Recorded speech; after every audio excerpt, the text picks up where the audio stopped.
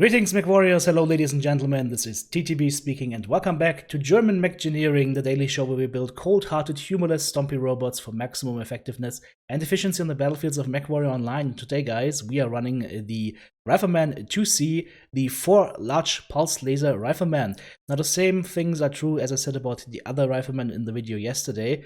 Huge CT hitbox and very flimsy arms that are a giant hitbox from the side, and a little bit of a weird convergence because the weapons are slightly below cockpit height, but so far spaced apart and so far spaced out that you need to be careful to not hit your teammates in the back while firing. On the plus side, we have a good peaking profile and the ability to use our arms to shoot at targets that are way above or way below us. Okay, let's go ahead and go into the build. As I said, heat scale limit +2 on this mech for large pulses, so we can fire all 4 large pulse lasers at the same time. No other mech can do that. And of course we need to power all of this, and we're using a Clan XL engine 210. That's gonna be very slow, but we need to be that slow, because the max engine size for this mech is ridiculously low. It's an XL 235 as max engine size, so you can't go that much faster, but you need all that tonnage to get in all those heatsinks. You really need all those heatsinks in here to be able to run this mech and have good enough cooling and also have enough heat capacity to alpha strike this thing twice without having to worry. Alright, so much for that. Let's go ahead and have a look at the skill tree. Well, we're going heavily into the firepower tree, no surprises there. We're taking a lot of the heat gen nodes and we're also taking all the laser duration nodes. Clan large pulse lasers have quite the high burn duration.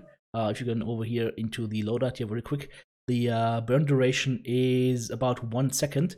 So this is 1 second that you have to stare at the enemy and 1 second where they can shoot you back. And they will tend to hit your CT due to the hitbox of the mech. So you want to make sure you have as little burn duration as possible. Then we go into the survival tree and we take, of course, the left side of the survival tree, full armor hardening. And then we go a little bit into the right side, we take 1 more armor hardening node and 2 more skeletal density nodes. Then nothing in mobility, nothing in jump jets. A full operations tree here, guys. Very important. We want to make sure that this mech has maximum cooling efficiency, so maximum heat containment and maximum cool run. And then in the auxiliary tree, the usual double RT strike or double air strike and double cool shot with cool shot cooldown. Very important to make sure that we can keep firing like a madman with our weapon system here. Now, the thing about this mech is how we want to use it. Definitely not a first line mech. This mech is a mech that likes to amplify damage onto specific components using the accuracy and the range that it has. The danger of this build is that you can get left behind quite quickly, so never ever stop moving, guys. Don't get complacent at a specific point in the map, because if you have to run away, if you have to catch up with your NASCAR, at that point it will be too late. So always keep an eye on that radar to make sure that you're not getting left behind. Alright guys, let's go ahead and have Alright guys, let's take this thing to the dropship and see how it performs. I'll see you there. Alright guys, here we are in our Rifleman IIC on Frozen City Classic Night version. The night version is the version of the map where you don't have that stupid haze on nebula everywhere and you can actually see what you're shooting at. And I see enemy assaults pushing towards the Theta flag right now, which is very interesting. You don't see that often, but it also means that we need to be very, very much aware of what's going on here and act accordingly. Now, we do see that a lot of the enemy assaults are pushing in on Theta, and the important thing for our team right now would be to go ahead and start the push onto the remaining members of the enemy team over there in Charlie 3 and Charlie 4. And I had taken this top position right here to try and deal out Overwatch damage towards the enemy, but unfortunately the enemy is not playing ball. Since they are clumped together on the sidelines, I have to go ahead and I have to join my team here in trying to push in and trying to deal with the rest of the enemies before the enemy assaults arrive. There's an enemy flea around there, we give him a nice tap with our large pulses, and now we go forward towards the center of the ship here. And as you can see, the speed of this mech is so slow that I didn't manage to get up there, but it's okay. We'll just walk along here and get over on this side now. Drop the artillery strike, shoot the Shadowcat. No, didn't shoot the Shadowcat, never mind them. Let's just keep on walking and keep on shooting. Perfect. Alright, I'm taking a little bit of fire here from the side. My team is now slowly pushing, but we are too gingerly pushing right now. We are not pushing hard enough, and this will go ahead and bite us in the ass, I think. because the enemy assaults are not stopping. They will be behind us in the Charlie 5, Charlie 4 area quite soon. And, well, yep, there, see? That's exactly what I meant. Suddenly King Crab behind us. Come on, dude, out of my way, please. Let's go, let's go.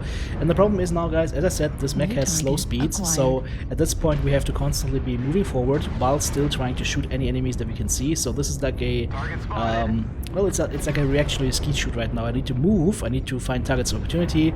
For example, like that Nightjar over there, we shoot him once, we go back to cover, but we can't really afford to stay too long in cover, so I have to just, after I reset, get around from the cover and start pushing in towards him. Again, guys, we are very, very slow, and the enemy assaults are walking up behind us, doing some damage on the enemy Marauder 9M, and keeping the push going.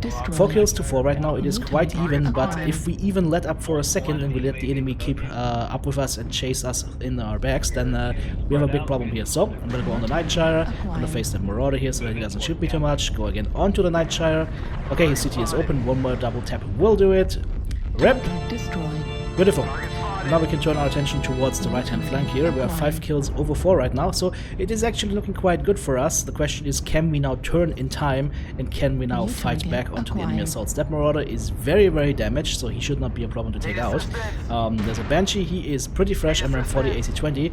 As you can see, again, the lasers, they are very far spaced apart. I just hit the side of the building here, even though it looked like it could easily clear it, but alright, never mind then.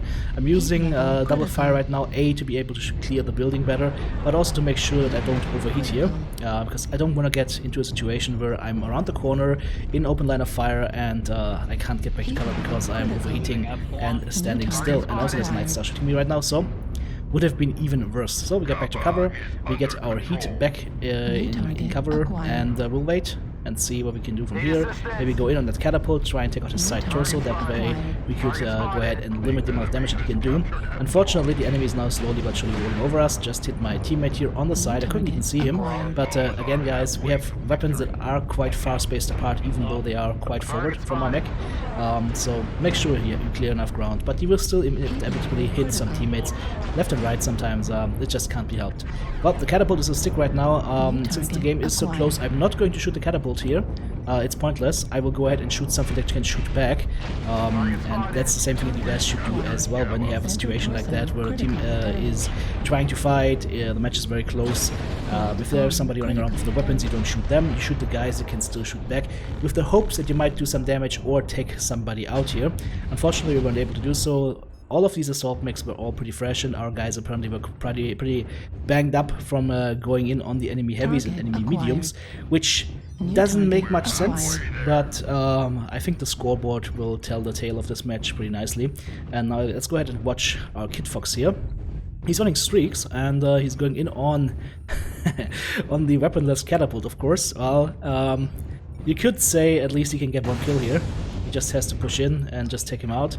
Like, literally just has to stay on him. It's an easy free kill.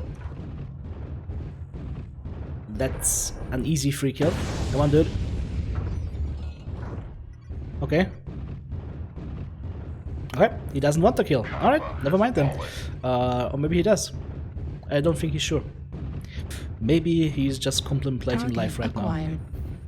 And all the choices that life brings to us. Oh, that Night Star, by the way, guys, that we were shooting at, he's now CT Cherry Red 1 touch. If he had a, for example, a medium laser or whatnot, he could easily take this guy down in 1 shot. But unfortunately, he's got streaks, so it's big time RNG whether he hits him or not. And now he announced himself to the Banshee, and also to everybody else on the field because he's sitting on Kappa. So I don't think he's gonna get a kill here, guys, unless he gets very, very lucky. Okay, there's a Night Star again. Come on, get closer, dude. The thing is, if he wants to lock the Night Star at a certain range, you need to be careful. Ah, okay, his ECM has been knocked out. Never mind then. All good, all good. If that Night Star had ECM, he couldn't lock him.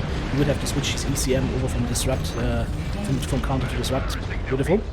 He actually did that. Really? No, he needs to switch it from Disrupt to Counter. That's the correct way. And if you counter the enemy ECM, then you can once again lock onto the target at shorter ranges. Alright, well, now that that's cleared out, let's have a look at the scoreboard. 1 killing blow, 3 assists, 1 solo kill, 1 KMDD, 834 damage done, which is amongst the top damage on our team. And if we look at the performance of the mechs this round, we can see that this was basically me and Brios and the Mad Dog on Alpha Lands, and Assault lance unfortunately pooped out completely, and that is the reason why we lost that big, guys. If your assaults can't carry, you have a big problem. Then your heavies have to carry, but the heavies did carry, but we just didn't have enough armor. That is the problem. In the end, the enemy team pushed in, they were pretty fresh, and we just got run over. Alright, switching over the scenery, we are going now to Polar Highlands, and ooh, look at that! A huntsman jumping and soaring majestically through the air, and we'll just shoot him with our large pulse lasers because we have that accurate weapon that can just hit, track, and hit scan him through the air. Beautiful. Alright, let's push in with our teammates here on the right-hand flank. Again, guys, we are very slow, so we need to make sure that we stay with the assaults. And that is a king crab out in the open by himself. And he should not be long for this world, and he is in perfect range for us to harass. That's almost full damage on our lasers. I'm just staggering the shots right here. I didn't have to stagger that shot, but I just want to make sure I don't overheat here. As you can see, I go up to 90% even. So we're good, we're fine, everything is hunky-dory.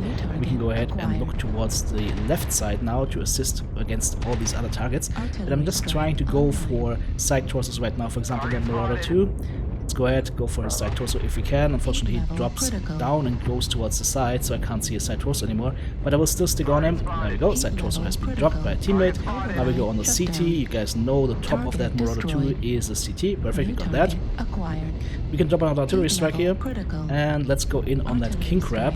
Same deal, we pop our cool shot and we try to go for side torsos and whatnot. It's taken down quite quickly. Beautiful shot by our teammates. And right now, I'm not moving much because I don't have to. I see my team pushing in. I see the enemy team on the radar holding in a line, so I don't have that danger of getting pushed in from the side, especially since I have two teammates sitting in India 8, so I actually had the luxury to sit around and not have to move here. I went up to 100%, but it didn't go internal, so that was good, but sometimes you have to be very careful, guys. Ooh, right in the heat scale, and there we go into override, and we cut through our internals a little bit. So again, guys, you're still dealing with large pulse lasers. Be very careful with overheating and always extend those arms towards your teammates and tell them you would like to give them a hug. Maybe that will brighten their day. Alright, let's go ahead and have a look at the scoreboard for this match. That was a quick one. Good push from the team. Really, really good push. 1 killing blow, 7 assists, 1 solo kill, 1 KMDD, 609 damage done with 3 components taken out. That's, I would say, a solid performance here, and actually it is second highest damage on the team. Big compliment and shout out to our assaults for pushing like a madman. Thanks for watching, guys. Hope you enjoyed this video. I'll see you soon.